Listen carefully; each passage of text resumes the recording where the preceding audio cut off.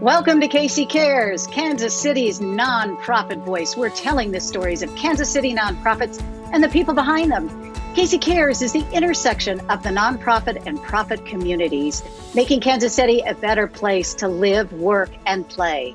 Casey Cares is proudly sponsored by the Ewing, Marion Kaufman Foundation. I'm Ruth Baum-Biggis. In the 1500s, the world witnessed a new art form when a group of artists, statesmen, writers, and musicians came together to recreate the storytelling of a Greek drama through music, and thus opera was born. Centuries later, we're still enjoying this art form. Some 63 years ago, Kansas City became the home to an opera company that has been growing and innovating in numerous ways. The Lyric Opera is led by Deborah Sandler Kemper, one of the few women in the opera world to serve as a general director and CEO of a major company.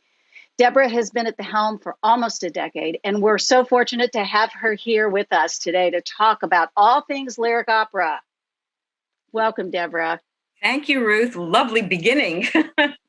Well, and it was so fun for me to go back and actually, look and dig up opera.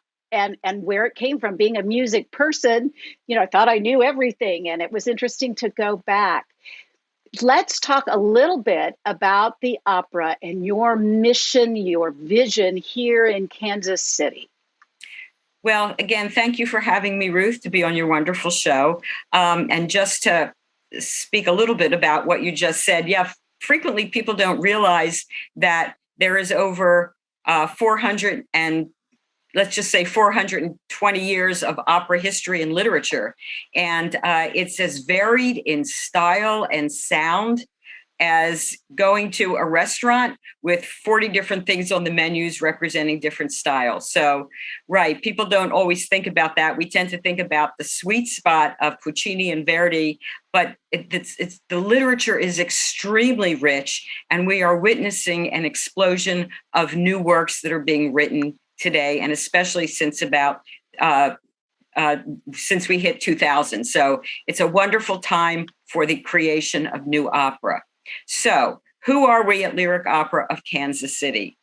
It is our mission to produce transformative opera and to capture the hearts and minds of our diverse communities. So that's a pretty big swath, but we try to do that throughout our very different programs. And now more than ever, coming out of a pandemic, we realize the need to engage with our many different communities and to educate our children so that we have a future audience. All right, I want to be quite frank. When you mention people think of Puccini and other classical composers, are we stereotyping when we think of the stuffy person standing at the front of the stage? Break that stereotype for us, if you will. Yes, right. So those of us who are in the business have sort of a colloquial term to describe what that is. And that is a style of opera. I don't ever think it was great opera, but one tended to see it earlier in the 20th century. We call that park and bark, where you come down stage and you plant your feet and you have at it. And, let's not forget that opera is an unamplified art form, so that when people sing, they're not generally mic'd, and they're singing over a very large orchestra. So those singers want to let everybody hear their voice. And so that was a style, to just walk all the way down stage, closest to the audience, and let it rip. Opera has become, and it should have always been, a much more intensely theatrical ensemble art form. And that's what we are. So no, that is not what you see. Unless, of course, you do a concert. And we did a concert last week for our first trip back into the Kaufman Center. And even then, when we had 4 fantastic singers, even they were staged with furniture and props. So they didn't plant their feet and have at it either. So it's generally not what we do in terms of good work and theatrical viability. So how does that differ then, let's say, musical theater For folks who may go see a production of any number of shows, Legally Blonde, I'll throw one out, Mamma Mia, something like that. How does that differ? Well, you just put your hand on the pulse of a very interesting question. And to fully explore that, we'd probably be on here for a few weeks. So there are many, many differing opinions about this. My own explanation and description and definition of opera is musical storytelling. And through that lens, you can say musical theater is part of that, right? Because we're telling a story through music. There are other thoughts that would talk about the complexity of the music, the size of the orchestra. Generally, Broadway pits are much smaller and they hold much fewer musicians. So, for example, when we did West Side Story at Lyric Opera of Kansas City, it was, I believe, the fall of 2018. We used a much larger orchestra. In fact, we used the orchestra that it was written for than you would see on Broadway, because that would be a much smaller band in the pit. We can talk about the complexity of the vocal line. We can talk about the forces. People who sing musical theater sometimes, but generally, are not trained the same way opera singers are, and the voices are different. Now, we have opera singers who can very successfully do musical theater, and we kind of call those crossovers. I mean, you can see Renee Fleming and other singers who have crossover albums. You can see pop singers who try to sing operatic works. So we cross over both ways. Even the notion of opera and musical theater being separated by the use of dialogue and spoken text, as opposed to text that is underscored by music of some sort, even that has gone by the wayside. So it's a very loose connection between the two. And we ourselves are looking to do more works of musical theater that are appropriate for the operatic stage, operatic forces, and operatically trained voices. So that's just a beginning. That's great. And we'll get into the three, kind of areas that I know that you focus on. And one is education. So I think this is so important. You're educating us. So if I can maybe sum that up, if we go to the opera, we're going to hear voices that are classically trained in Correct. How to sing. And we're going to have a live orchestra. Yes. Of some kind, and usually larger. Yes. And we're going to hear the natural voice. By that, I mean, they're not going to be wearing mics or be auto-tuned or anything else like that might come up. Would those all be correct? Well, to serve the God of full disclosure, I would say that sometimes when you do Broadway works or things that are thought of as musical theater, there is a certain amount of miking that happens. And that has to do with evening out the sound. And so, for example, if we were to do a Broadway show in a big house, not in a small house, but in a big house, we might mic. Sometimes you see mics and you think the singer is mic'd, but actually mics around the stage have more to do with monitors. So if, for example, if you have orchestra musicians in the pit and you have singers on the stage, you may not, if you're sitting in the orchestra pit, accurately hear the singer. So what we do is we use something called monitors. So those voices are thread through a feed and they go through monitors into the pit.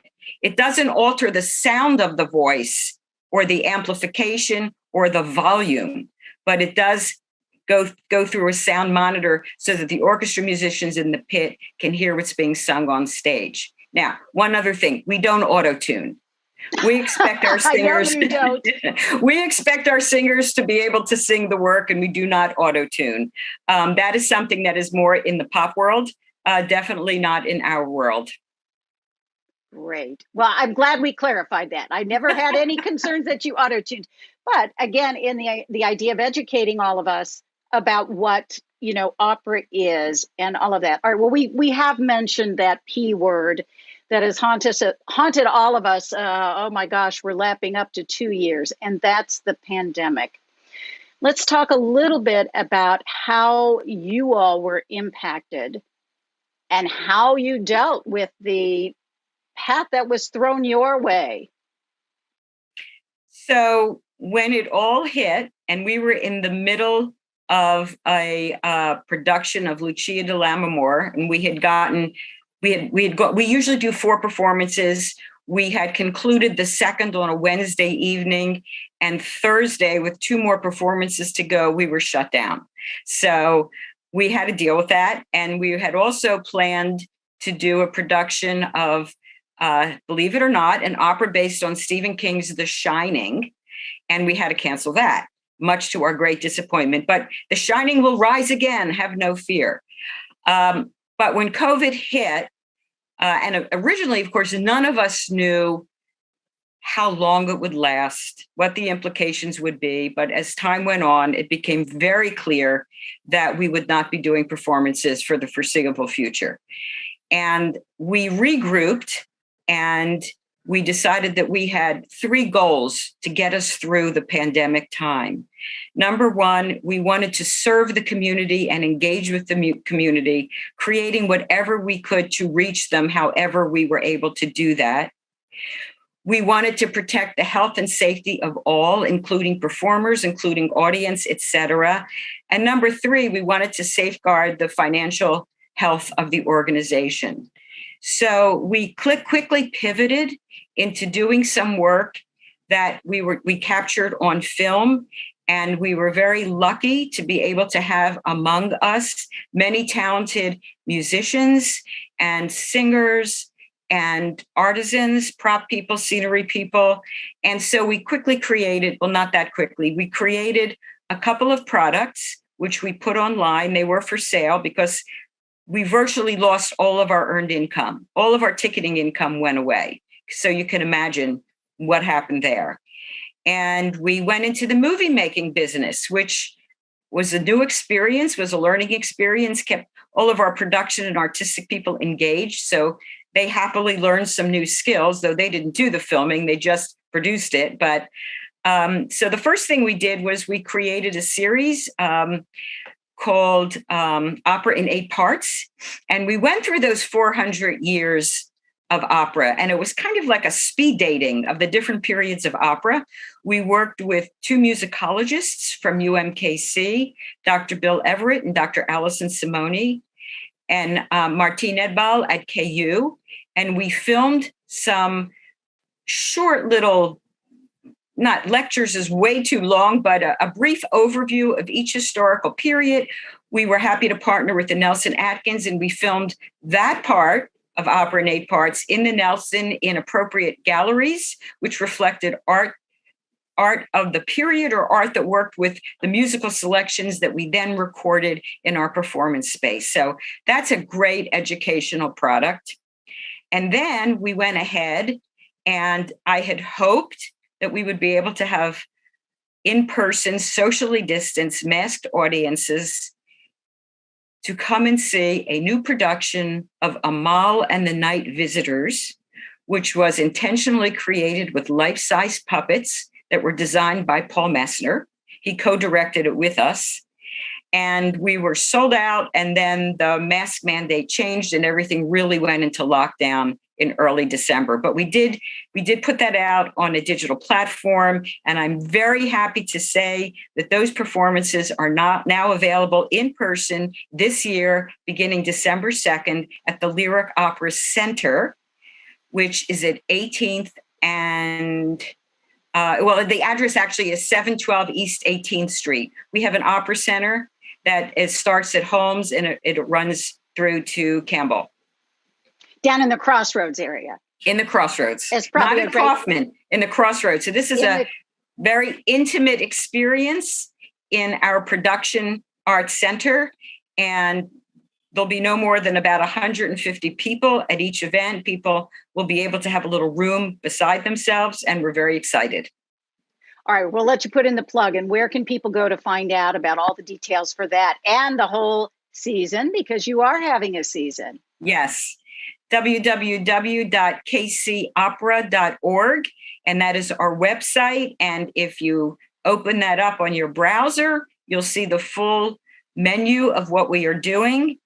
And it'll start with Amal and go through our next 2 season productions when we return in our full glory to the main stage with an opera about Steve Jobs, which is a contemporary opera. But some people say it's more like a musical theater piece, but we're calling it an opera. Very interesting piece. He's a very interesting guy. Yeah. And then we will close the season with Tosca. So for our people who love, quote, traditional opera, that's the work for them. Well, I want to go back to your amazing creativity in the pandemic. We can talk for hours about all the awful things, but we like to focus on what I call pandemic positives. And it sounds like for you all, it just shifted creativity to a different platform. You did opera in 8 parts. So does that live anywhere that people can go experience it if they missed it the first time? Well, you and I were chatting just before we went on air, and I mentioned to you and you mentioned to me the issues of rights. And Yes. At this point in time, we have only negotiated the rights for what we did last year, but we are keeping that. We can possibly resurrect it because it is a really fabulous view of what our opera literature has. So we will be working on making that available.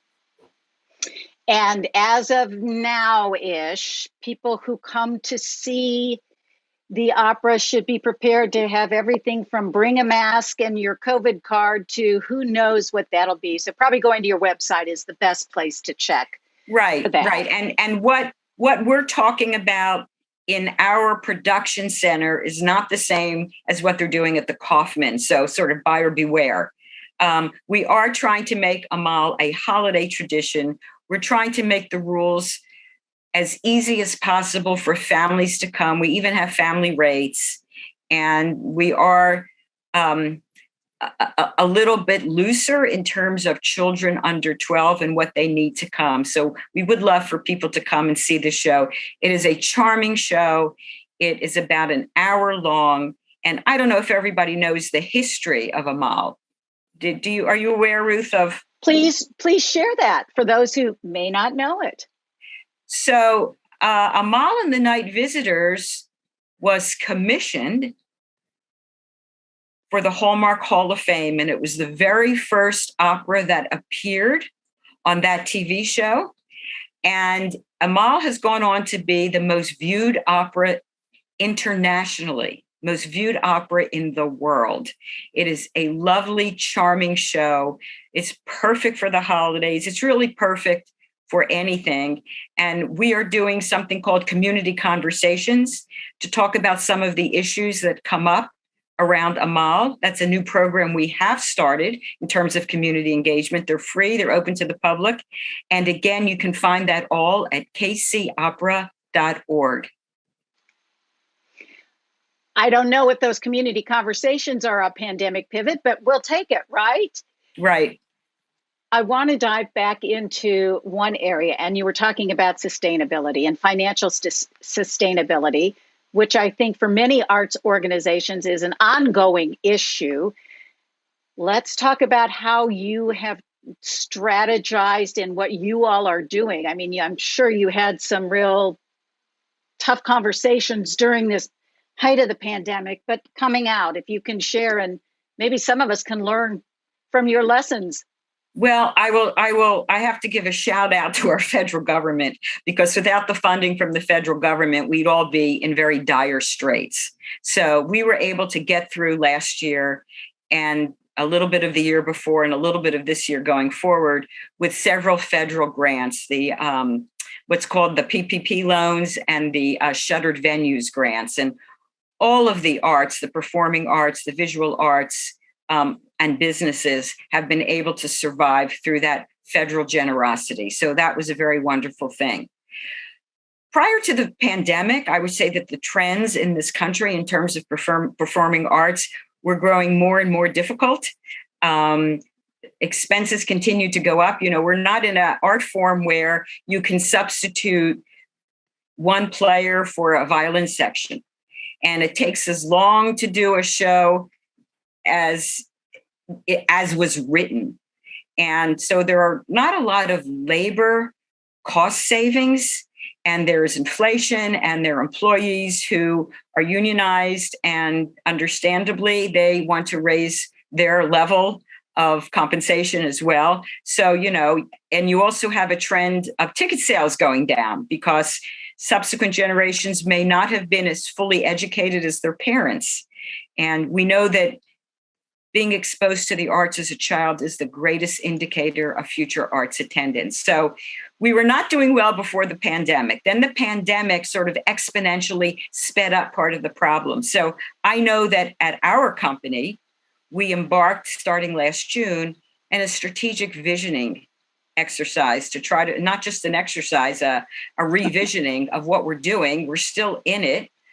You can't really cut your way to exciting programs and success. So we are working very hard to intensify our efforts in education so that we will have an audience in 2050 and engage the community so we can demystify some of those stereotypes that Ruth, you sort of mentioned before. So we're just continuing to proselytize and be advocates and missionaries for opera. Well, that's great. I'm sure the work is as hard and more challenging than ever before. So we, pat on the back. It sounds so cliche to the effort that you're taking. I'm going to take a pivot on that conversation because I want to talk here in the few minutes remaining about the significance of having a woman like yourself leading a major opera company. For those of us who may not know that history, I mean, that's few and far between. If you can share a little bit of that and how you and others are helping move that needle forward and bring more women into that level of the arts. Well, thank you for that question. Let me talk a little bit about the Women's Opera Network.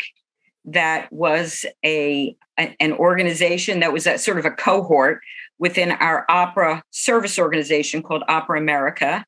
And in 2014, and I was the founding chair, we convened a group of women at our annual conference. It was in Washington, and the room was bursting at the seams. We even had some men in the room, and we took the lid off the box.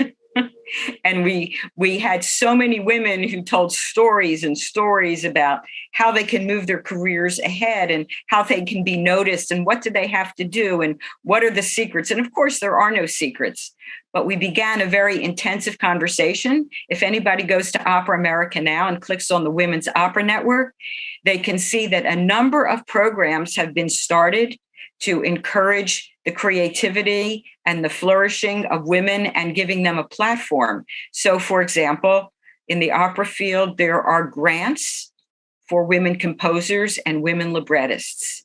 In Dallas, they started the Hart Women's Conducting Institute.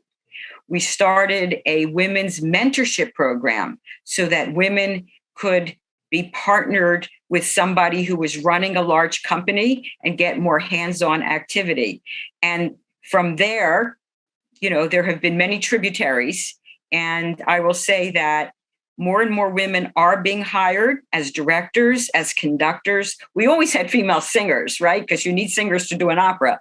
But there are more and more female administrators, and we're creating programs to support that kind of position. And yet the work goes on. I mean, we did a program at the opera to commemorate the 100-year ratification of the 19th Amendment. And we commissioned a work. And at the end of it, there was a quotation that said, "And still we dream." And the takeaway was that after the amendment was ratified, the work continues to be done. We actually had a panel discussion that said, okay, all right, where are we today? We had a fascinating panel of experts, legal and historians, legal scholars and historians talking about, in fact, where we are today, and the work continues. The work continues. So we have to be good at what we do, and we have to make sure that people know we're doing it. And it's like all social justice issues, we are trying to bring it onto the front burner and make it part of everyone's consciousness. Well, congratulations to you for helping lead that charge, and how lucky we are here in Kansas City to have you at the helm and, keep moving that conversation forward.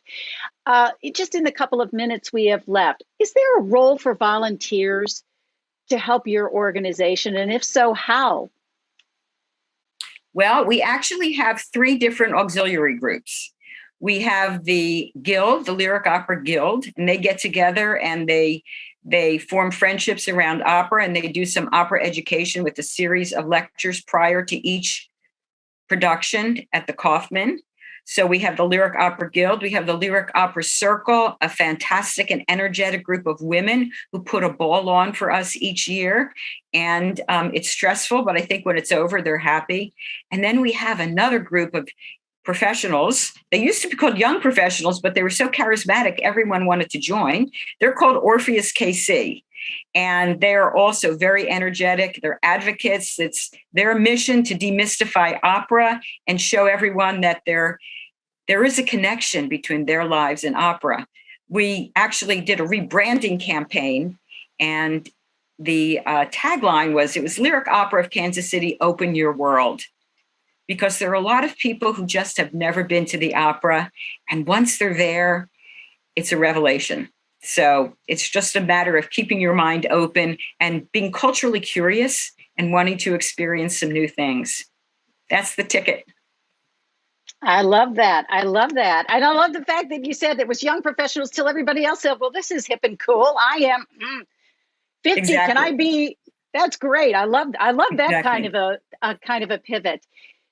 You seem, just from your conversation with us, to love what you do. You come from a music background. Yes. What one thing would you like to see happen for the opera in this next kind of 12 months? I would like the opera to continue to create its value for the community, so that if there's ever some horrific event and the opera were to go out of business the next day, people would really miss it. So what I would like is for people to understand what we bring to the community, to try an event. If it's a community conversation, if it's a mall in the night visitors, if it's a traditional piece on the main stage, we try to price our tickets so that they are truly accessible, and they are. And I would like to continue the conversation with the community in a broad sense, so that our value is clear, and to learn from people what is of value to them. It's the Lyric Opera of Kansas City with Deborah Sandler Kemper at the helm. Nothing but growth and good things, despite that P word that we won't talk about anymore. Thank you so much for your time and for what you're doing in the community. And thank you for tuning in to KC Cares, Kansas City's nonprofit voice. We're produced by Charitable Communications, and we're proudly sponsored by the Ewing Marion Kaufman Foundation. If you would like to be a guest on KC Cares or underwriting opportunities to support what we do, visit our website at kccaresonline.org. And you can spread the love. You can find us on Facebook and Twitter at KC Cares Radio, and on Instagram at KC Cares Online. And catch us on ESPN 1510 AM and 94.5 FM Saturday mornings at 8 a.m. Thank you for joining us on KC Cares.